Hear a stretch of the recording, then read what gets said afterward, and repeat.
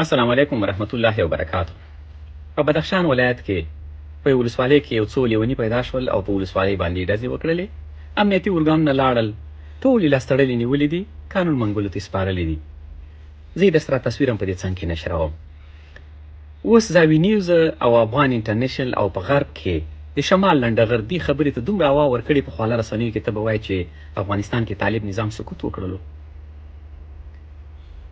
هر یو ډز ته جلا جلا لیکنې کوي، هر کلاشنکوف ته جلا جلا لیکنې کوي، وایي چې بې شمېره مهمات یې ځان سره ویوړل. چېرته یې ویوړل؟ کوم ځای ته لاړل مخالفین خو دا دي ټول امنیتي ارګانونه نیولي دي، قانون منګولو ته یې سپارلي دي، نو هغه مهمات یې کوم ځای ته ویوړل؟ دې باندې وروسته بحث کوم، خو زه هم لږ د نړۍ امنیت درته دلته تشریح کوم چې په نړۍ کې په نورو هیوادونو کې کومې پیښې ثبت کېږي او څومره امنیت پکې دی. زو امریکا ته، په امریکا کې یو داسې نظام حاکم دی چې په ټوله نړۍ باندې راج کوي، خو بیا هم وخت ناوخت په امریکا کې پیښې ثبت کېږي. یو کس راولاړ شي، کلاشنکوف ونیسي، په لسګونو کسان په ښار کې وولي، امنیتي ارګانونه راشي ونیسي، قانون منګولو ته یې وسپاري. همداسې که موږ د اروپا امنیت ته سر ورکړو، په اروپا کې داسې یو لیونی راځي چې چاوګان روباسي په ټرین کې یا بوس کې یو بل ته یې ونیسي، په لسګونو کسان دلته زخمیان کې امنیتي ارګانونه راشي ونیسي، قانون منګولو ته یې وسپاري. همداسې ایران ته که موږ سر ورکړو، همداسې پاکستان ته، همداسې هندوستان ته، همداسې چین ته چې پرمختللي هیوادونه دي، ټکنالوژي لري، سلاوي لري، ځواکونه لري، استخبارات لري، بیا هم دلته وخت ناوخته یو کس پیدا کېږي چې هلته یو څه کسان زخمیان کړي، څه کسان مړه کړي، امنیتي ارګانونه راشي ونیسي او قانون منګولو ته یې وسپاري، هغه سره به قانوني چلند پکې کېږي. راځو افغانستان ته. په افغانستان کې هم دا 50 کاله جګړه تېره شوې ده. 50 کالو کې په هر کور کې سلاوي دلته پاتې دي. یو کس به پیدا کېږي، د هغه مغزه به خرابېږي، راځي یو ځای کې به ډزې کوي.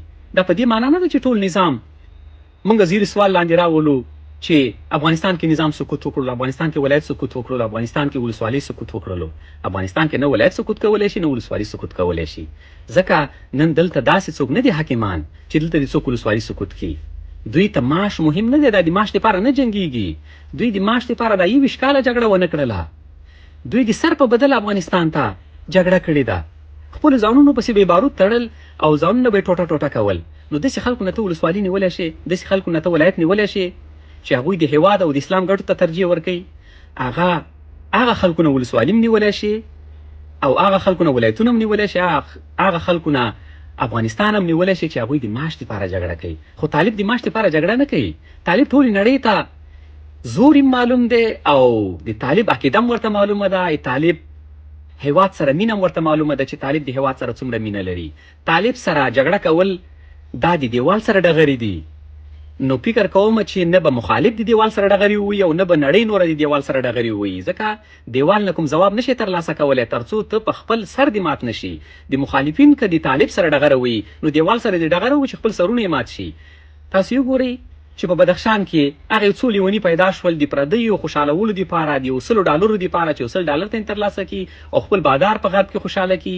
هلته یو څو ډزې په ولسوالۍ کې وکړلې، امنیتي ارګانونه لاندې ټولې لاس نیولي دي او قانون منګولو ته یې سپارلي دي. ښه د نړۍ امنیت که موږ وګورو، د نړۍ کې هم داسې څه پېښېدونکي شته دی چې څه پېښ شي. نو په افغانستان کې به هم یو نیم ځای کې داسې پېښه ثبت کېږي، خو هلته امنیتي ارګانونه ځان رسوي او هغه موضوع ته رسیدګي کوي او هغه کسان نیسي، قانون منګولو ته یې سپاري.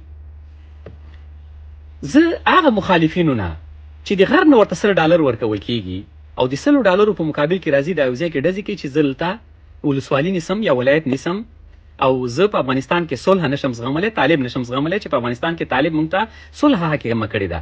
طالب نن په ټول افغانان په یوه چتر لاندې راټول کړي دي. دغه د هغه مخالفینو نه خوښېږي، خو د ولس خو خوښېږي. ولس نن هماغه چا سره ولاړ دی چې په دې هېواد کې صلح حاکمه کړې ده، افغانانو ته نظام حاکم کړی دی، افغانانو ته یې درې غوړولي د خدمتونه یې ورته پیل کړي دي. ولس د هماغه چا په څنګ کې ولاړ دی.